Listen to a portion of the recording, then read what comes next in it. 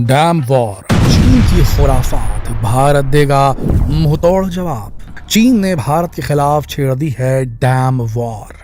China अब जल को इस्तेमाल करना चाहता है भारत के खिलाफ एक हथियार के रूप में, जल अस्त्र।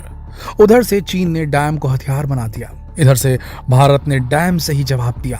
अब हथियारों से नहीं, बांधों से हो रही है चीन और भारत के बीच तकरार। दोस्तों, चीन बार बार मुंह खाने के बावजूद भी बाज नहीं आ रहा। अब चीन ने भारत की ब्रह्मपुत्र नदी को हथियार बना लिया है।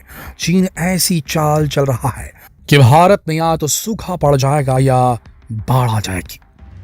इन दोनों ही परिस्थितियों की कमान चीन के हाथ में आ जाएगी। चीन ने ऐसी शातिर चाल चली है और वो भी बहुत ही सावधानी से।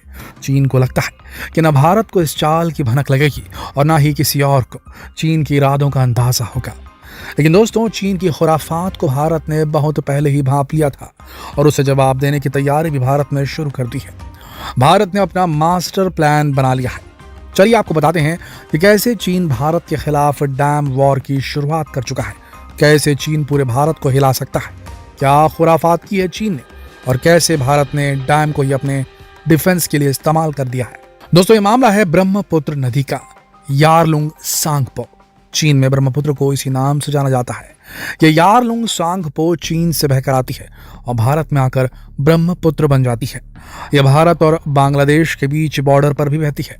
बांग्लादेश के लिए भी इसका वो ही महत्व है जो भारत के लिए है।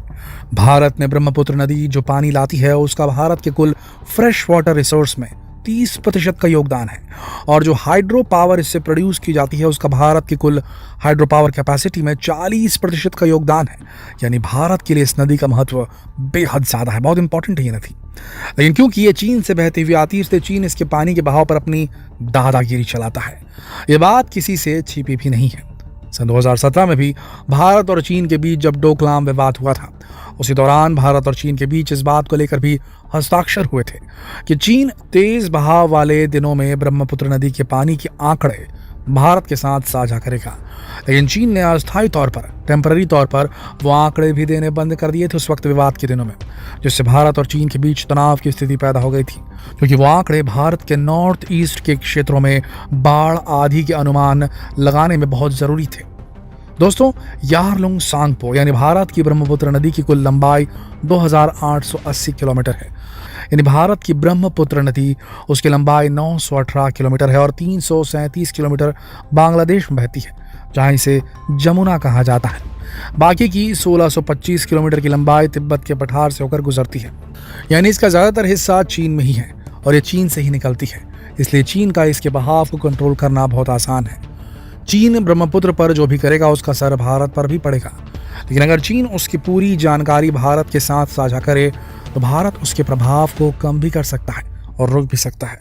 लेकिन चीन तो इसका एकदम उल्टा करता है, वो जानकारी छिपा लेता है, जिससे नुकसान भारत का होता है।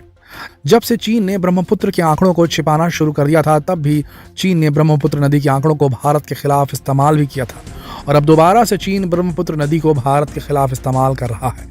अब चीन ने ऐसी परियोजना शुरू कर दी है ब्रह्मपुत्र नदी पर, जिससे भारत में सूखा भी पड़ सकता है और बाढ़ भी आ सकती है। चीन अरुणाचल प्रदेश के सीमा के पास यारलुंग सांगपो नदी पर 60,000 मेगावाट का एक हाइड्रो इलेक्ट्रिक प्रोजेक्ट डैम बना रहा है। यानी जो हमारी ब्रह्मपुत्र नदी है उसके चीन वाले हिस्से पर ऐसी जगह बांध बना रहा है जिससे भारत पर असर बहुत गहरा पड़ेगा। और सिर्फ एक बार असर नहीं पड़ेगा, बल्कि चीन जब चाहेगा भारत के उस हिस्से में सूखे की परिस्थितियां पैदा हो जाएंगी और जब चाहेगा तब बाढ़ की परिस्थितियां बन जाएगी। यह बांध बनाया जा रहा है मी डॉग में, अरुणाचल प्रदेश के बॉर्डर पर। एक्सपर्ट्स का मानना है कि चाइना इस डैम की मदद से ब्रह्मपुत्र नदी में आने वाले पानी को डाइवर्ट कर सकता है, उसके बहाव की दिशा बदल सकता है, जिससे अरुणाचल प्रदेश और असम के ज्यादातर हिस्से में सूखा पड़ जाएगा। और अगर चीन मानसून के मौसम में इस नदी में ज़्यादा पानी छोड़ देगा तो अरुणाचल प्रदेश और असम में भयंकर बाढ़ आ जाएगी और लाखों लोग उससे प्रभावित होंगे। ऐसा एक बार में नहीं होगा। 60,000 मेगावाट बिजली उत्पादन के नाम पर बनाया जाने वाला ये डैम चीन के लिए एक रिमोट कंट्रोल का काम करेगा। जब चाहे चीन भारत में ब्रह्मपुत्र के जरिए आने वाले पानी को रोक देगा और जब चाहे डैम में पानी छोड़ देगा और भारत हर बार इससे प्रभावित होगा। जैसा कि हमने बताया, कि यह नदी भारत के कुल जल विद्युत क्षमता में 40% का योगदान देती है, तो चीन और भी कई तरीकों से भारत को प्रभावित कर पाएगा। दोस्तों, चीन के और भी 4 से 5 प्रोजेक्ट इस नदी से जुड़े हैं। इस नदी के आसपास इस तरह के प्रोजेक्ट शुरू करने और यहाँ कंस्ट्रक्शन का काम जारी रखने से भारत तक आने वाली ब्रह्मपुत्र नदी का पानी बीते कुछ साल में बहुत ज़्यादा प्रदूषित हो चुका है। जबकि चीन को ये भी मालूम है कि अरुणाचल प्रदेश और असम फ्रेश ड्रिंकिंग वाटर के लिए ब्रह्मपुत्र नदी पर कितने ज़्यादा डिपेंडेंट है, फिर भी चीन यहाँ कंस्ट्रक्शन का काम जारी रखता है और जानबूझकर पानी को प्रदूषित करता है। इससे भारत की एनवायरमेंटल कंसर्न भी बढ़ गई है और आर्टिफिशियल फ्लड की समस्या तो बहुत ज़्यादा बढ़ गई है। तो भारत ऐसे हाथ पर हाथ रखे तो बैठ नहीं सकता था, इसलिए भारत ने बनाया एक मास्टर प्लान। भारत ने अरुणाचल प्रदेश के ऊपरी सुबनसिरी में अपना बिगेस्ट हाइड्रो इलेक्ट्रिक प्रोजेक्ट शुरू कर दिया है, जो भारत का जवाब है अपने उत्तर पूर्व में लगने वाली चीनी सीमाओं पर चीन द्वारा की जाने वाली गतिविधियों का, चीन के बांध का और उस बांध का जिसे चीन ने रिमोट कंट्रोल की तरह इस्तेमाल करना चाहा था। भारत का ये जवाब है। भारत का यह हाइड्रो इलेक्ट्रिक प्रोजेक्ट 11,000 मेगावाट का है। भारत ने यहाँ अपने 3 और रुके हुए प्रोजेक्ट्स को फास्ट ट्रैक पर डाल दिया है, जो चीन के डैम के खिलाफ एक हथियार का काम करेंगे। उन्हीं तीनों में से एक है निचले सुबनसिरी में 2000 मेगावाट का हाइड्रो पावर प्रोजेक्ट, जो इस साल ही कंप्लीट भी हो जाएगा।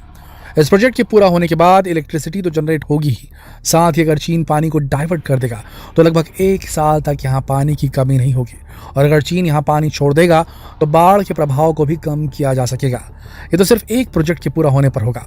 बाकी के सभी प्रोजेक्ट्स के पूरा होने के बाद भारत चीन से आने वाली बाढ़ को भी कंट्रोल कर पाएगा और सूखे से होने वाले प्रभाव को भी झेल पाएगा।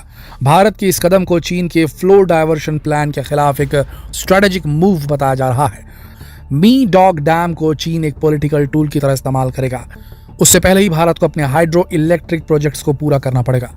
भारत के इस 11,000 मेगावाट के हाइड्रो इलेक्ट्रिक प्रोजेक्ट से चाइना के डैम से होने वाले नुकसान को भी बहुत कम किया जा सकेगा। इलेक्ट्रिसिटी भी जनरेट होगी और इसी के साथ लोगों को अच्छी लाइवलीहुड और एम्प्लॉयमेंट अपॉर्चुनिटीज भी मिलेंगी।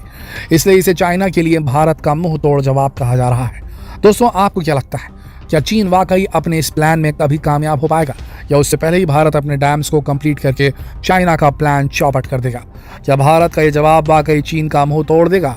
अपने विचार कमेंट करके हमें ज़रूर बताएं और इस वीडियो को ज़्यादा से ज़्यादा शेयर करें ताकि हर भारतीय को ये जानकारी हो सके कि भारत हाथ पर हाथ रखकर बैठने वालों में से बिल्कुल भी नहीं है।